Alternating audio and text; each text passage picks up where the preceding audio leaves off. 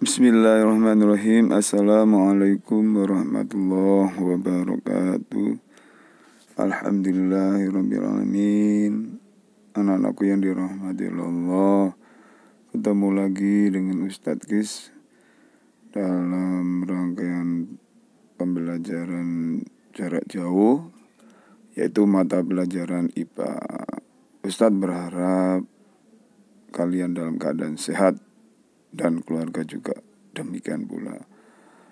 Dan Ustadz yakin kalian sudah siap untuk menerima pelajaran berikut ini terkait dengan materi yang belum kita tuntaskan, yaitu tentang Kingdom, Five Kingdom. Ya, kita masuk sekarang, kalau kemarin tentang jamur, sekarang tentang Kingdom Plantae. Apa yang akan kita pelajari? Paling tidak hari ini kita bisa mempelajari tentang plantae. Plantae itu apa? Plantae itu pada umumnya disebut tumbuh-tumbuhan. Tumbuhan itu nanti akan kita bahas terkait dengan lumut, paku, dan tumbuh-tumbuhan yang lainnya, dikotil, monokotil, sampai itu ya. Agar lebih berkah pertemuan ini, yuk kita awali dengan bersama-sama membaca basmalah. Bismillahirrahmanirrahim. Kingdom Plantae yang seperti Ustadz sebutkan tadi ya. Kalau kemarin kita ngebahas tentang jamur, kita hari ini 6 Oktober 2020 kita ngebahas terkait dengan plantae, Kingdom Plantae. Nah, kita lihat dulu ya. Plantae itu tumbuh-tumbuhan. Ini kata plant ya. Kita coba ngebahas plantae ini dengan mengamati ciri-cirinya terlebih dahulu. Nah, ini ciri-cirinya ya. Yang pertama, memiliki dinding sel. Nah, apa itu dinding sel? Ya. Kalau inti sel eukariotik. Nah, ciri-cirinya berikutnya nomor 2, tidak bisa bergerak aktif. Ciri-ciri berikutnya dari plantae atau tumbuh-tumbuhan itu mempunyai klorofil. Berikutnya ciri-cirinya bersifat autotrof. Berarti bisa menghasilkan makanan. Ya, menghasilkan makanan untuk siapa? Ya, untuk dirinya sendiri melalui zat klorofil. Nanti kenapa ada zat klorofil? Ya, berfotosintesis sehingga menghasilkan makanannya sendiri. Itulah bersifat autotrof. Dan yang terakhir, ciri-cirinya dibedakan menjadi 2 jenis, yaitu tumbuhan berpembulu dan tidak berpembulu. Ya, kita bicara terkait dengan dunia tumbuh-tumbuhan.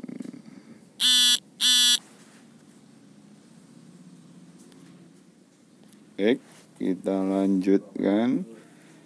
Nah, pengertiannya apa ini kalau plantae atau tumbuh-tumbuhan itu? Apa ciri-cirinya? Sudah tahu? Nah, sekarang pengertian terkait dengan Kingdom Plantae. Ya. Apa itu Kingdom Plantae? Pengertiannya, ya, plantae atau tumbuhan itu merupakan organisme makhluk hidup yang eukariota, yang mempunyai inti sel, dan multiseluler. Artinya apa? Mempunyai sel banyak. Nah, tadi sudah disebutkan eukariotik multiseluler itu bersifat dan mempunyai kemampuan untuk membuat makanannya sendiri.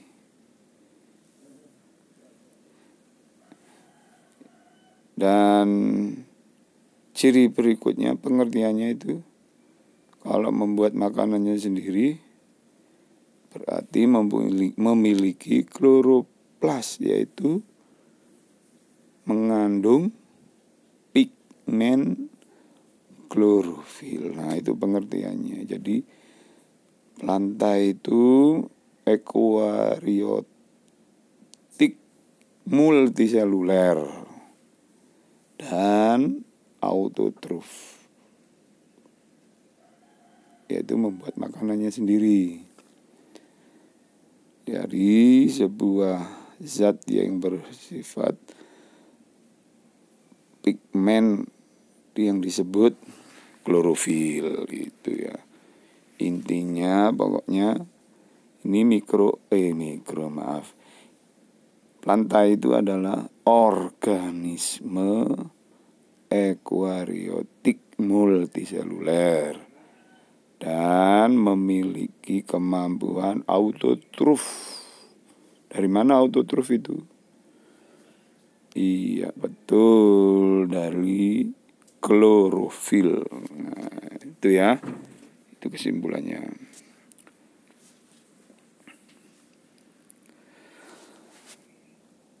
Untuk lebih jelasnya, dunia tumbuh-tumbuhan itu ya, kita lihat bersama-sama melalui bagan atau skema yang akan kita tampilkan. Jadi dunia tumbuh-tumbuhan itu tadi kan sudah disebutin ya, dibagi menjadi dua ya, yaitu tumbuhan tak berpembuluh dan tumbuhan berpembuluh. Ya, semacam pembuluh itu ya kayak kayu gitu ya, kalau bahasa gampangnya itu. Ada yang tak berpembuluh, ada, yaitu lumut. Pernah lihat lumut enggak? Ya, mana ada pembuluhnya atau batangnya itu, atau kayunya. Kalau secara kasat mata kita lihat, lumut kan enggak punya ya.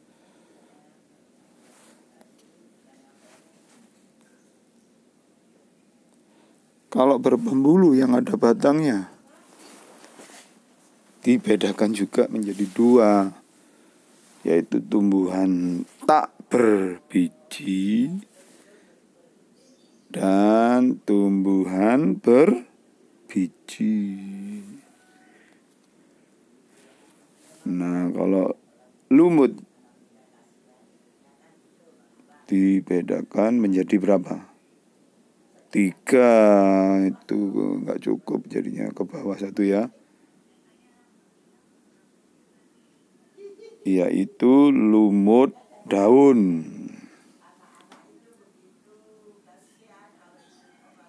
Lumut daun ini disebut dengan lumut sejati. Yang nomor 2 yaitu lumut hati.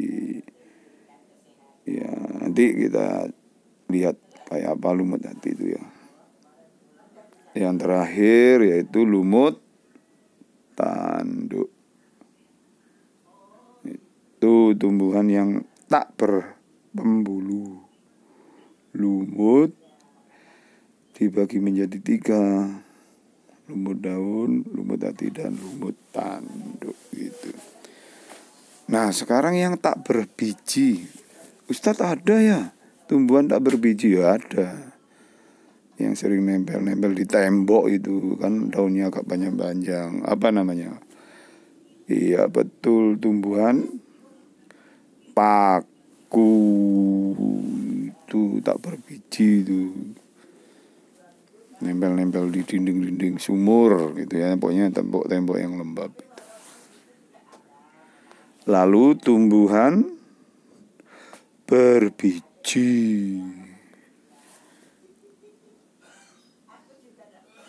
Ada tumbuhan biji terbuka. Pernah lihat melinjo itu, melinjo ya itu tumbuhan biji terbuka langsung itu melinjo. Apalagi pinus, ya pinus itu juga terbuka. Cemara juga. Nah itu termasuk tumbuhan biji terbuka. Nah berikutnya tumbuhan berbiji,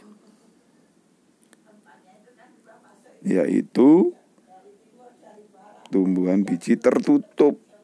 Nah ini yang paling banyak ini, tumbuhan biji tertutup. Contohnya apa? Ayo, ada yang tahu nggak? Ayo. Ayo apa? Ada tumbuhan tapi bijinya tertutup. Apa? Mangga, betul. Apalagi salah, rambutan. Apalagi pokoknya biji-bijiannya tertutup. Duren. Nah itu. Nah tumbuhan biji tertutup ini dibagi lagi menjadi dua. Pasti udah kenal ini apa? Ayo, tumbuhan biji tertutup. Iya betul. Dikotil dan monokotil.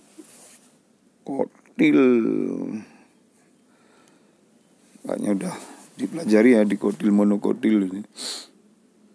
Dikotil berkeping dua. Mangga itu kan berkeping dua, rambutan. Monokotil satu, jagung, ya, kelapa, ya itu dah nanti kita bahas. Nah inilah skema kingdom plantae atau dunia tumbuh-tumbuhan. Nah dari hal ini kalian bisa mempelajari, oh bener ya lumut itu tidak berpembulu, nempel kayak apa ya, kayak permadani itu, kayak ya begitulah yang menempel di tembok-tembok kecil-kecil gitu. Dan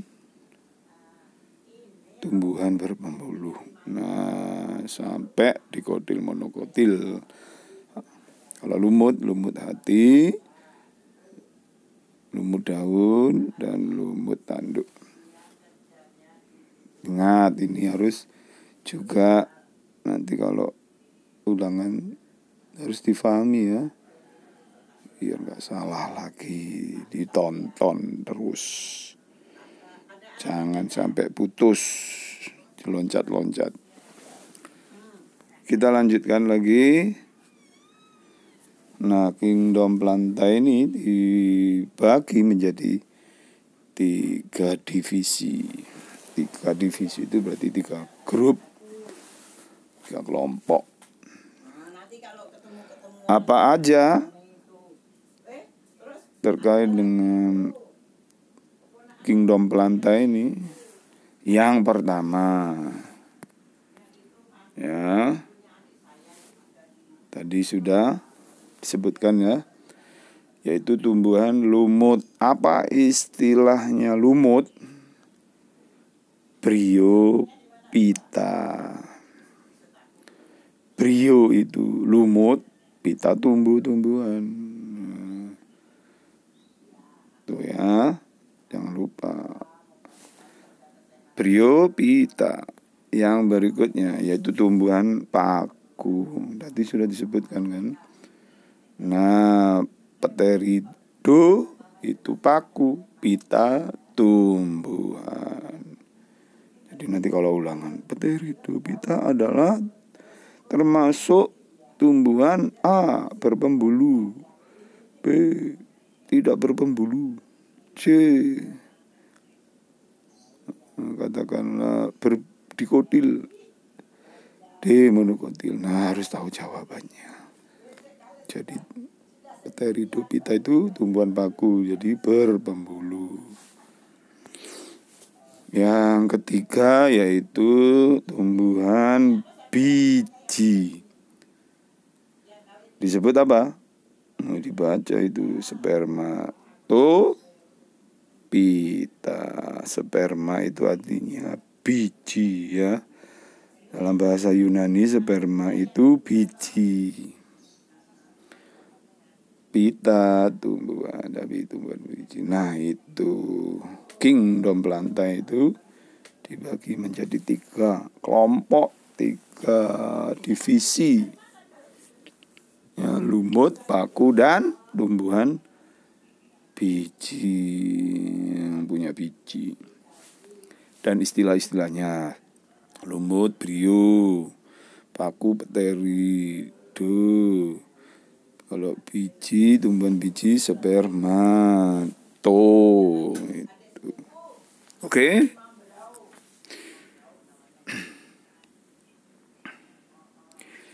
Sekarang ciri-cirinya. Ciri-cirinya brio. Ya. Apa ciri-cirinya? Tadi kan kayaknya sudah ya. Nah, tapi kita pertegas lagi. Kita pertegas, jadi lumut itu belum punya rhizoid atau akar. Tidak punya apa lagi? Batang. Dan nggak punya daun. Pernah lihat daun nggak? Ya daun apalah tumbuh-tumbuhan itu. Lumut itu nggak punya.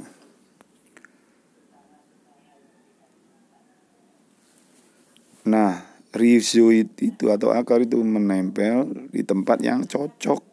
Biasanya yang lembab-lembab itu.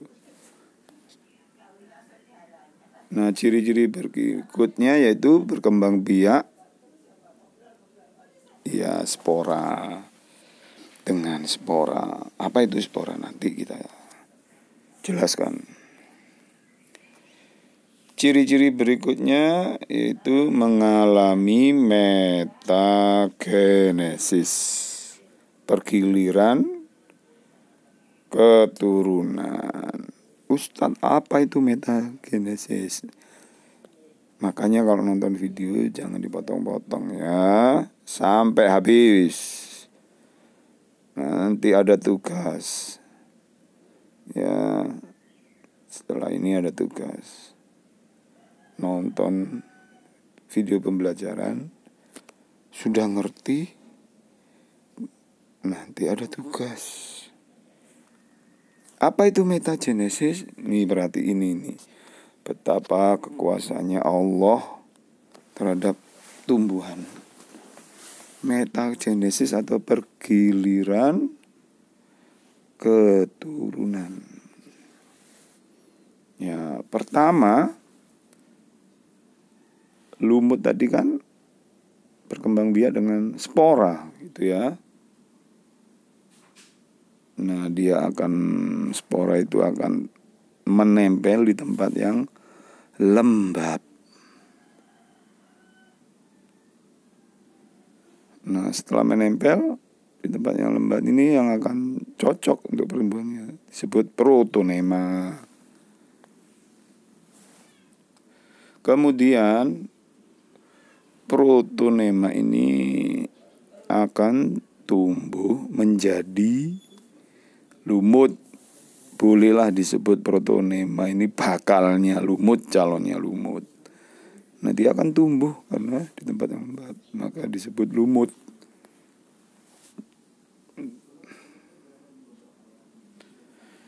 Nah kalau sudah tumbuh, lumut ini akan menghasilkan sel kelamin jantan. Nah sel kelamin jantan ini disebut spermatozoid. Sedangkan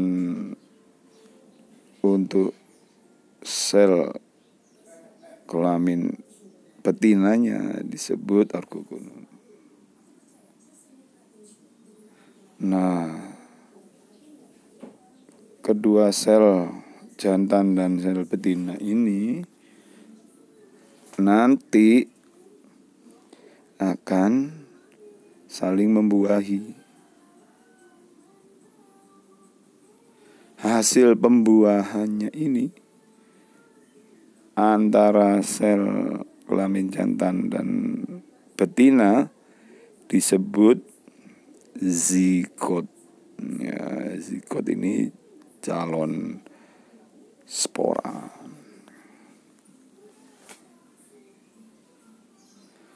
Zigot ini akan tumbuh menjadi calon spora yang disebut apa? Iya betul, sporogonium. Itu ya. Coba lihat itu pergiliran keturunannya ini. Allahu Akbar, subhanallah, ini ciptaannya Allah. Nah, dari sporogonium ini kalau diteliti lebih dalam itu ada seperti kotak besar, itu isinya spora-spora. Nah, spora inilah yang akan kembali menjadi tumbuhan lumut.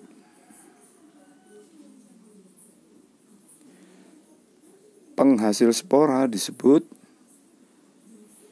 ya sporofit, betul. Sedangkan tumbuhan lumut ini disebut gametofit. Ya, gametofit. Nah, coba itu tumbuhan lumut yang menurut kalian tidak ada manfaatnya, tapi ada loh manfaatnya nanti untuk pengobatan itu ada. Lumut yang sedemikian kecil itu prosesnya, pertumbuhannya, perkembangbiakannya ada loh tahap-tahapnya, seperti yang sudah Ustadz sebutkan tadi itu. Sehingga ini menambah wawasan kita, keimanan kita kepada Allah. Allahu Akbar, subhanallah. Seperti ini ya tumbuhan lumut. Jadi kalian sekarang paham toh bahwa dari spora yang nempel menjadi tumbuhan lumut sampai menjadi spora lagi. Nah, itu namanya apa? Pergiliran keturunan atau metagenesis. Nah, baik, kita lanjutkan ya. Tadi sudah disebutkan bahwa tumbuhan lumut dibagi menjadi 3. Ya, apa aja? Ya, lumut sejati. Ustadz, kayak apa lumut sejati itu? Ini gambarnya kayak gini yang pada umumnya sering kita temui ya. Nah, itu menempel di tanah atau batu-batuan. Ada juga yang menempel di pohon. Kalau kalian ke Bedugul atau kemana itu ya, pasti melihat ini lumut sejati, kecil-kecil, banyak nempel-nempel di pohon itu ya. Nah, ini salah satu contohnya, tapi kalau dilihat di rumah ada juga yang seperti ini kayaknya. Itulah lumut sejati. Berikutnya yaitu lumut hati. Kayak apa lumut hati itu? Nah, ini bentuknya lumut hati. Udah mulai melebar, daun-daunnya mulai melebar. Kalau yang sejati, lumut sejati kecil-kecil, banyak kecil. Belum disebut daun, tapi ini juga belum disebut daun. Nah, ini lumut hati. Yang terakhir lumut tanduk. Nah, itu contohnya.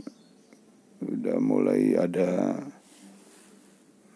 seperti tanduk daun-daunnya, tapi sebenarnya bukan daun ini ya.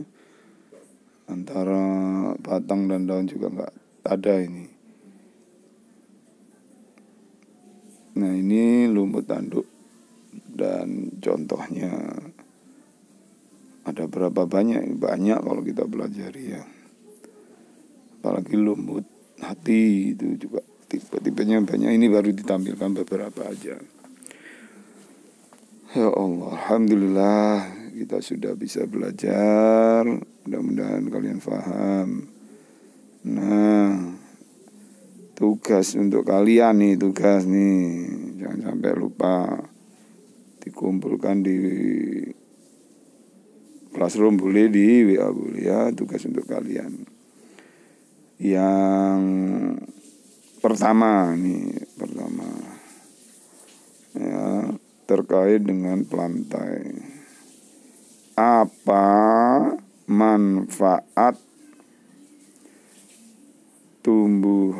kingdom pelantai? Ustadz ulangi. Apa manfaat kingdom pelantai dalam kehidupan manusia? Sebutkan 3 saja. Ya, Ustadz ulangi tugasnya. Apa manfaat kingdom pelantai bagi kehidupan manusia? Sebutkan 3 saja. Dikirim melalui Classroom boleh, WA juga enggak masalah. Sekali lagi Ustadz ucapkan terima kasih ya sudah belajar bersama Ustadz. Harus semangat ya, jangan sampai kendor. Ntar lagi sudah formatif. Jangan lupa tugasnya tadi ya. Kebanyakan kalian belum. Yang mengumpulkan itu boleh dibilang belum banyak ini. Gak tahu yang nonton kok banyak. Ya. Tapi yang sudah mengumpulkan terima kasih. Dan ucapan kepada kalian semua. Tetap semangat. Selamat belajar untuk menggapai masa depan. Ustadz ucapkan terima kasih sekali lagi. Assalamualaikum warahmatullahi wabarakatuh.